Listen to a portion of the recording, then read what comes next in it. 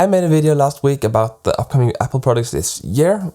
Well, that's not happening because Tim Cook said in their earnings call last week, just hours after I released my video, was that the product line was set for the holiday season. And as Mark Gurman reported, the testing of the new MacBooks and Mac Minis are in the testing phase. And I can remember hearing rumors about the mass production have started for these Macs, so that tells me one of two things. Either Apple never intended to release these new Macs this year, or something happened internally at Apple that made them move the launch date for these new Macs.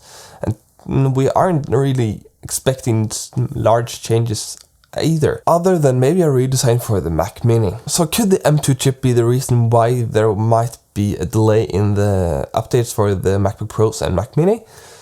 Probably, because the early rumors for the M2 chip was that it was going to be on the 3nm processing node. And after the M2 release, we found out that it was based on an A15 chip, which is a 5nm chip. So that wasn't necessarily true.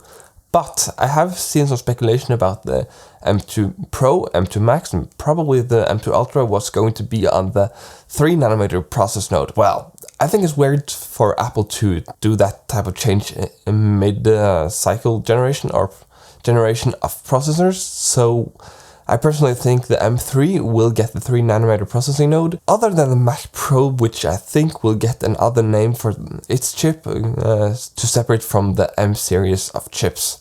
So, when are we getting these new Macs? Mark Gurman speculates somewhere between early February and early March. This lines up with the potential March event for the Mac, which Apple have done before. And it might be a possibility, but probably not likely. We can see these updates coming before as small updates on an AR/VR headset event in January, if the rumors are true. Or maybe that event comes later in the year, because the AR/VR headset is rumored to be released around WWDC next year. Let me know what you think down in the comments, and I'll see you in the next one.